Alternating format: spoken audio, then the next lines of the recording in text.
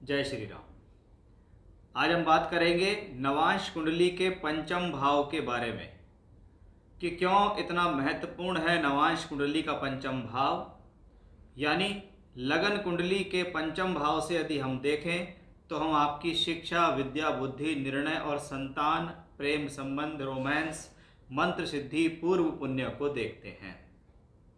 तो वहीं नवांश कुंडली का पंचम भाव यानी वो विवाह के लिए देखे जाने वाला एक वर्ग चार्ट है जिसको हम नवांश कहते हैं। तो ये विवाह के लगन यानी नवांश कुंडली के लगन से पंचम है, इसलिए ये विवाह की बुद्धि, विवाह के निर्णय, वैवाहिक जीवन के डिसीजंस को दर्शाता है। अगर नवांश कुंडली के पंचम भाव पर शुभ ग्रहों का प्रभाव है तो ऐसे लोगों के वैवाहिक जीवन को चलाने या विवाह करने के जो निर्णय होते हैं वो बहुत सटीक होते हैं। यानी कहते हैं कि अगर नवांश कुंडली के पंचम भाव की स्थितियां बेहतर हैं तो ऐसा व्यक्ति जीवन में अपने जीवन साथी को सही तरीके से सेलेक्ट कर सकता है। यानी वो यही नहीं देखेगा कि वो बहुत सुंदर है कैसा, वो सभी तरीके से उसको ओवरऑल देखेगा, क्योंकि ये विवाह की बुद्धि है, ये विवाह का निर्णय है। उस निर्णय को आप कितना सटीक ले रहे हैं ये आपके 5th हाउस से आता है। अगर पंचम भाव के अंदर किसी भी राशि में कोई भी शुभ ग्रह बैठा हो तो वो बहुत अच्छा, या किसी भी राशि में कोई भी ग्रह अपनी ही राशि में अशुभ भी बैठा हो, यानी पंचम भाव में अगर पंचम का मालिक है चाहे वो नेचुरली शुभ है या अशुभ, तो ऐसा ग्रह आपको सही समय पर सही डिसीजन लेकर सही कार्य कराता है और वो डिसीजंस आपके वैवाहिक जीवन के लिए बहुत ज़्यादा अनुकूल होता है। इसके विपरीत अगर पंचम भाव का स्वामी पीड़ित है, पंचम भाव पर अशुभ ग्रहों का प्रभाव है, तो ऐसे लोग विवाह से संबंधित डिसीजंस बड़ी जल्दबाजी में या बिना सोच विचारे या अफरा तफरी में लेते हैं, जिसको उनको आजीवन भुगतना पड़ता है। बहुत बार हस्बैंड वाइफ के बीच में प्रॉब्लम्स होती हैं। अगर आपका पंचम भाव ठीक है तो आप अपने सही निर्णयों से उन प्रॉब्लम्स को दूर कर लेंगे, उन्हें इग्नोर करेंगे, उन्हें सॉल्व करेंगे। अगर आपके पंचम भाव पर अशुभ प्रभाव है तो ये आपकी विवाह की बुद्धि को मलिन करता है, भ्रष्ट करता है। फिर आप सही समय पर सही निर्णय नहीं ले पाते और आप अपनी ही गलतियों से अपने वैवाहिक संबंध खराब करते हैं, वैवाहिक झगड़े को बढ़ाते हैं।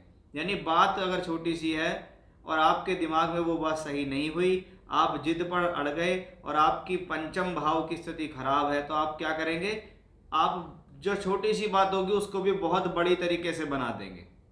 इसको कहते हैं वैवाहिक जीवन में सही समय पर सही निर्णय नहीं लिया, क्लैशेस हो गए, झगड़े झंझट होने शुरू हो गए। अगर ये स्थिति हस्बैंड और वाइफ दोनों की ही कुंडली के पंचम भाव में अशुभ प्रभाव है तो ऐसे लोगों को पूरे जीवन वैवाहिक संबंधों को लेकर प्रॉब्लम रहती है। उनके विचार आपस में मिलते ही नहीं, वो दोनों के ही विचार प्रॉब्लम में है, वो दोनों ही किसी न किसी बात को लेकर लगातार लड़ते झगड़ते दिखाई देते हैं। अब ये हमारी बुद्धि है, तो अगर हम इसको देखें तो ये लगन से पंचम है। लगन से पंचम को भी हम लक्ष्मी भाव, लक्ष्मी त्रिकोण भाव कहते हैं, क्योंकि पंचम लक्ष्मी त्रिकोण भी है। सप्तम से एकादश भी पंचम भाव है, यानी विवाह का लाभ, यानी 7th हाउस में आपका स्पाउस है।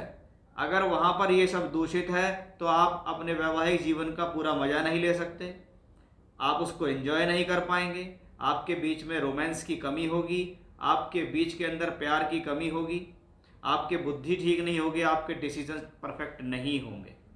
इसके विपरीत अगर पंचम भाव शुभ है, पंचम भाव में शुभ ग्रह है, पंचमेश पंचम में बैठा है, उस पर कोई अशुभ प्रभाव नहीं है, यानी पंचम भाव और उसका स्वामी दोनों बली हैं, तो क्या होगा, लगन से पंचम, बुद्धि भी ठीक, डिसीजंस भी ठीक, निर्णय भी ठीक, और सप्तम से एकादश होने के कारण जीवन साथी के द्वारा कमाया हुआ धन भी आपको जीवन में आगे बढ़ने के लिए हेल्प करता है। ये भी हम नवांश कुंडली के पंचम भाव से देखते हैं। और इस भाव को हम पूर्व पुण्य भी कहते हैं।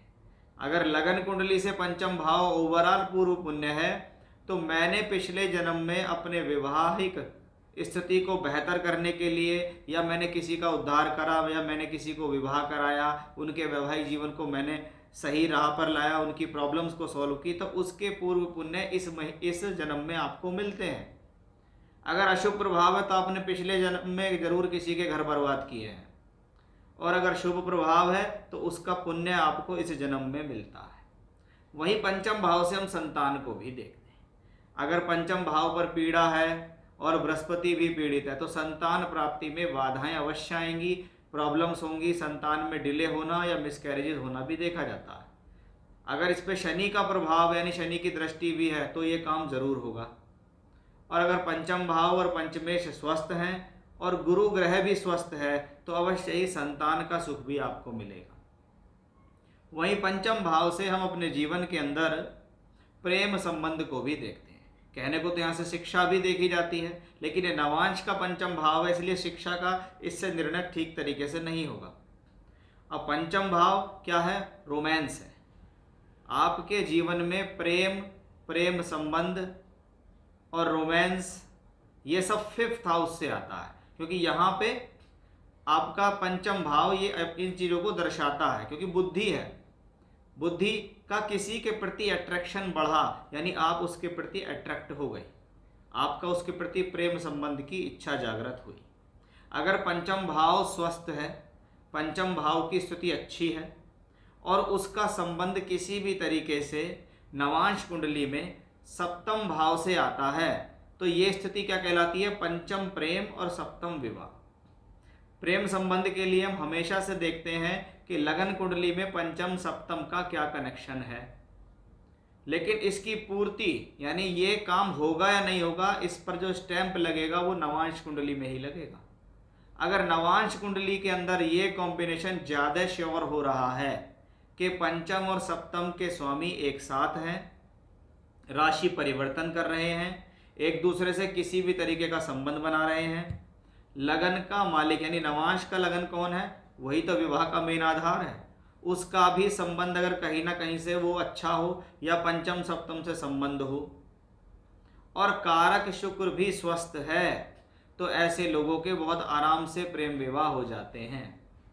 अगर सिर्फ पंचम भाव ही स्वस्थ है, सप्तम भाव का उससे कोई कनेक्शन नहीं है, तो सिर्फ प्रेम संबंध ही होगा, लेकिन वो विवाह में कन्वर्ट नहीं होगा।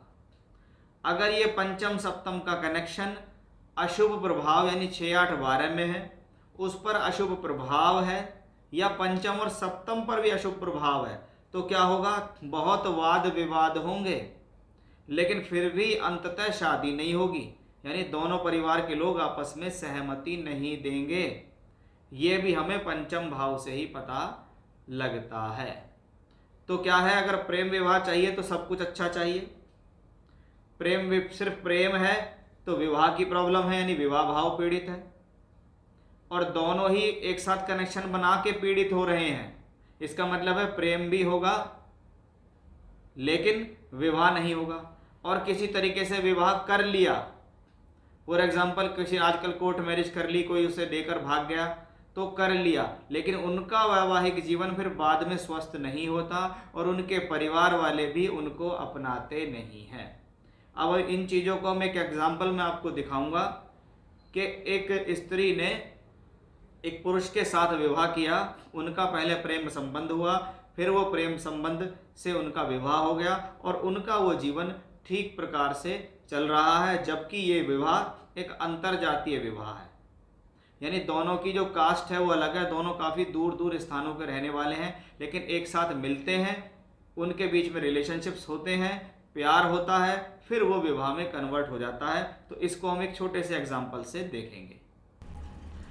अब आपके सामने ये कुंडली है जिनका चंद्रमा की महादशा और मंगल की अंतर्दशा के अंदर शादी हुई है, इनकी लव मैरिज हुई है, इन्होंने प्रेम विवाह किया है। तो आइए इनकी कुंडली में वो कॉम्बिनेशन देखते हैं। हमने देखा लगन कुंडली में पंचम भाव का जो स्वामी है वो गुरु है, और वो गुरु यहाँ तीसरे घर में बैठा है और सप्तम भाव को देख रहा है, यानी कहीं ना कहीं पंचम से सप्तम कनेक्शन बनाता है। लेकिन ये कनेक्शन आपका करेक्टली अगर नवांश कुंडली में उतर रहा है तो ही वो विवाह या वैवाहिक संबंध बनते हैं। तो यहाँ हमने देखा है कि पंचम भाव का स्वामी मंगल ग्रह है और सप्तम भाव का जो स्वामी ग्रह है वो है शनि। अब हमने देखा पंचम और सप्तम दोनों के मालिक जो हैं मंगल और शनि यहाँ लगन में बैठे हुए हैं, यानी ये स्थिति क्लियरली इस बात को दर्शाती है कि यहाँ प्रेम भी है और प्रेम संबंध भी दिखाई दे रहे हैं। और वो क्लियरली इस बात को मेंशन भी कर रहे हैं कि भाई हाँ, इस व्यक्ति का एक प्रेम संबंध का योग यहाँ से पंचम से बनता है कि पंचम और सप्तम दोनों के मालिक कहाँ बैठे हैं, लगन में बैठे हैं। यानी लगन कौन है, विवाह का लगन है, इसने इसको मंजूरी दे दी। और लगन का मालिक कौन है, वो चंद्रमा है जो दशम भाव में बैठा है, यानी ये भी स्वस्थ है। विवाह का कारक ग्रह जो शुक्र है वो भी अपने आप में ठीक है, क्योंकि गुरु ग्रह की उस पर दृष्टि पड़ रही है। हमने देखा था कभी शुक्र ग्रह यहाँ देखिए आप स्वराशि का है, वहाँ भी देखिए तो मित्र की राशि का है। गुरु ग्रह ने चंद्रमा को भी देखा जो लगन का मालिक है, गुरु ग्रह ने देखा शुक्र को भी।